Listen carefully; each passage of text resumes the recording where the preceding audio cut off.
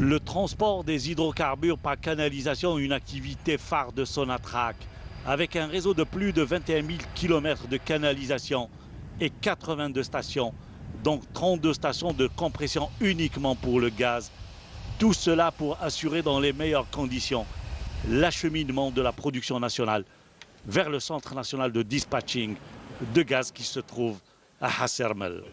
On transporte tous les hydrocarbures, donc les 4 produits, à savoir le gaz, le GPL, le pétrole et le condensat. Donc pour ce faire, TRC s'est développé. Donc c'est développé, elle dispose d'un réseau, donc, étendu, ramifié, fiable, sont fonctionnels.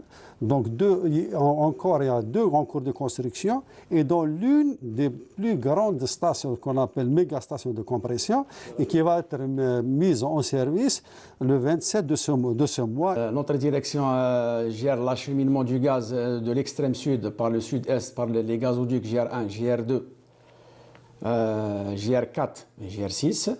D'accord.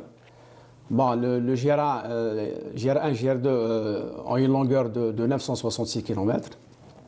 Bon, pour le GR4, qui a été mis en service en 2014, il prend sa source de Roudenous jusqu'à Hassermel, d'accord.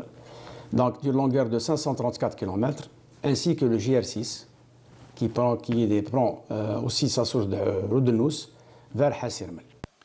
Et pour comprendre le travail de transport qui traverse 34 wilayas, surtout le gaz, nous nous sommes rendus à Hassermel, au sud du pays, où nous avons eu des explications sur place. Donc ici, les capacités de dispatching et de transport de TRC sont 140 milliards de mètres cubes annuellement. L'émission de CNDG, c'est la réception de toutes ces quantités, c'est la filtration des gaz, et puis c'est le comptage à une précision de l'ordre d'un comptage transactionnel, donc c'est 0,7% de précision. C'est une précision très importante qui répond aux normes internationales en question de précision au comptage de gaz.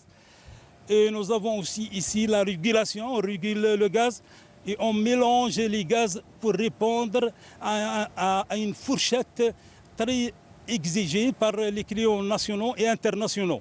Et derrière tout ce réseau de dispatching, c'est toute une chaîne humaine qui veille au grain, à travers également un réseau de fibre optique. Un réseau de transmission à fibre optique, de 14 000 km. Donc ces 14 000 km de fibre optique, c'est pour la téléphonie, pour la messagerie, pour la télégestion. Donc on a un effectif de 12 200 agents. 12 200 agents, dont 6 200 des agents permanents. Des agents permanents dans lesquels il y a 46% d'effectifs universitaires. On a à peu près 1600 ingénieurs. De gros effectifs pour une activité essentielle.